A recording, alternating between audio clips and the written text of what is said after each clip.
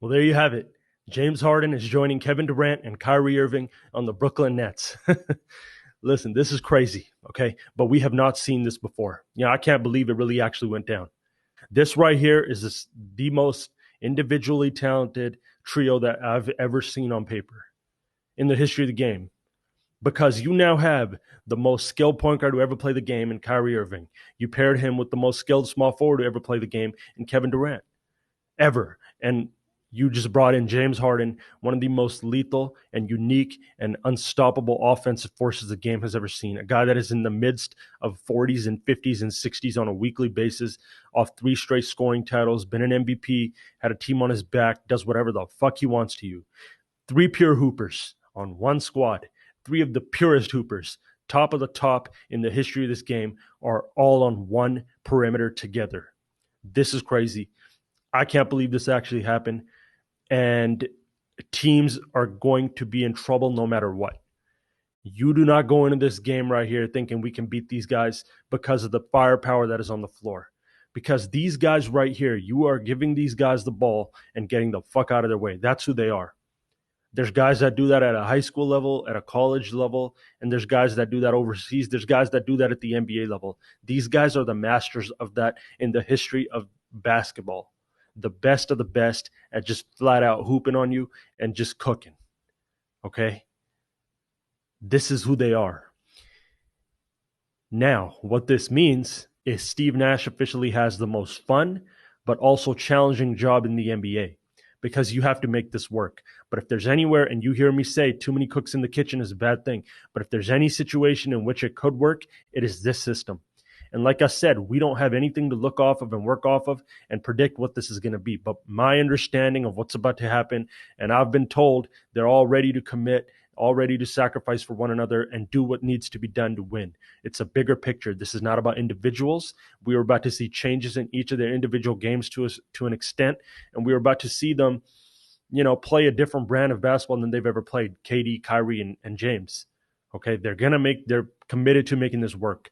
Now, you have Steve Nash's system, which is likely going to be a combination of what the Warriors did and what the Rockets did with D'Antoni.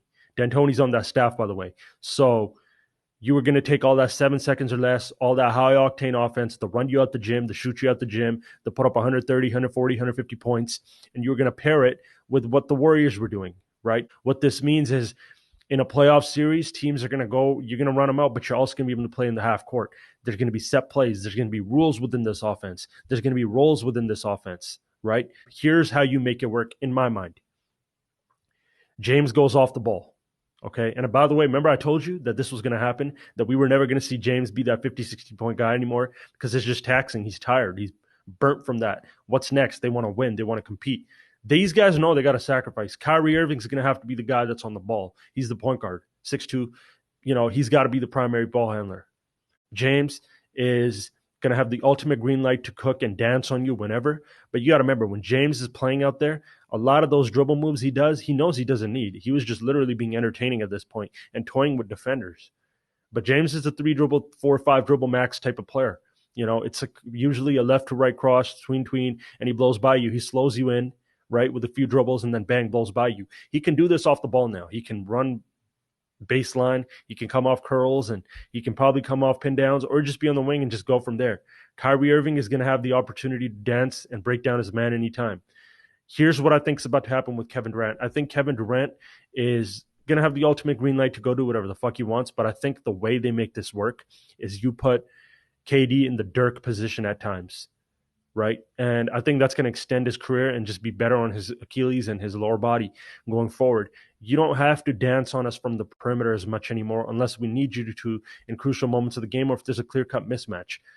Even though that's your specialty, you're going to do it, but you're not going to go look to do that on every possession.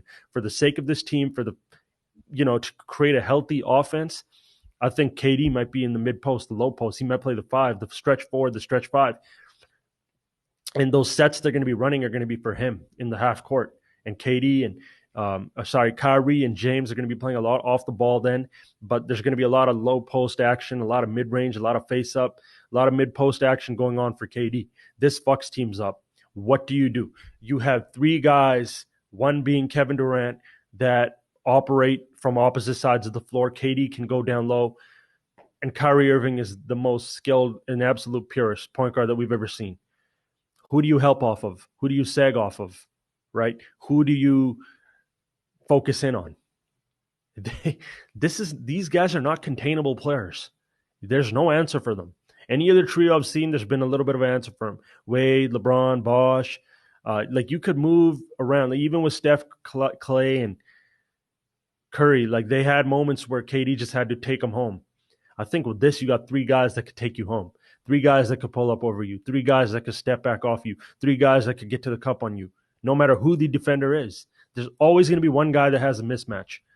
They have to find a healthy flow and a healthy recipe that allows them all to click and make it work. One thing that they have going is that system. It basically goes out and lets you hoop. What this means defensively, well, you got to have DeAndre Jordan protecting the rim because there's going to be nights where there's middle penetration. There's going to be nights where you're too gassed to slide in front of your man.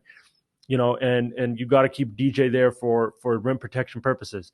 But I think Kevin Durant is a great rim protector. I think all 3 of these guys, when they really lock in and commit to defending, they can do it, and they've proven it, and they've had great seasons defensively. You know, even Kyrie, when I saw him in the 2016 finals, he took pride in getting in Steph's shit and being a defensive pest. So that competitive switch, I'm not worried about. They'll turn that on. But they're about to have these defenders on an island. What the fuck does the defense do? James Harden can all-world one-on-one player. Kyrie Irving, all-world one-on-one player. Kevin Durant, all-world one-on-one player. They can beat you at the rim. They can beat you on mainly jumpers. But here's the thing. They're going to have to, like I said, James is going to be different, right? Kyrie might be a little bit the same with KD, but I think this is on Nash. Let's see what he does, right? I think that if he makes this work, the league is in trouble, big trouble. The East is in the most trouble. I think the Nets got the next 3 finals trips booked.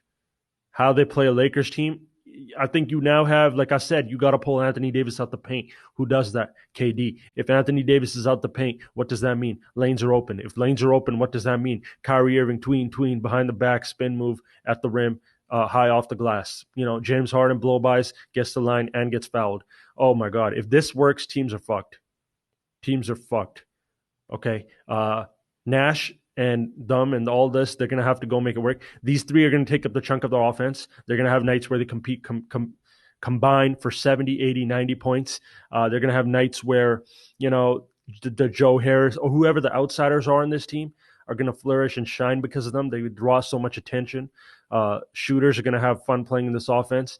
There's going to be a lot of 5 out. I think a lot of 4 out, 1 in. But a lot of pick and roll with James, a lot of pick and roll with Kyrie. I think one dynamic I'm excited to see is James Harden is a lefty. You are now pairing that with Kevin Durant again, both monsters. Oh, it's going to be crazy. It's going to be crazy. They got a lot of shit to figure out. I don't want to speak on what I see on the court till I see it, but I see the vision, and I know they're ready to commit. From what I'm being told, they are more than ready to make changes and sacrifice and make it work. This is something that we've never seen before. This is something that, you know, I think it is about to be a very, very fun and exciting product. One thing they have to be alert of, and they got to be aware of this, is narratives. The media, similar to how they did with the Warriors, are going to try to break this team apart every single day. They're going to try to create division in the backcourt, the whole, who needs the ball storyline. You got to block all that noise out. Again, this is on Steve. Understand, there's a target on this team's back. There is a lot of people that are going to want this team to fail, and there's a lot of legacies here that draw a lot of conversation. Block all that out. Go hoop.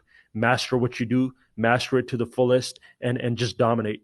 You know, and have one vision. And this roster right here says one vision. We want to win multiple championships. They're not going to declare that, but this is what this means. And they're going to have to get one for sure in the next 3 years, I think. I don't care about the narratives. I just talk about hoop. But people are going to want to see them win one. I think they're going to win multiple. This is scary. I think if they figure it out and click, it's a wrap.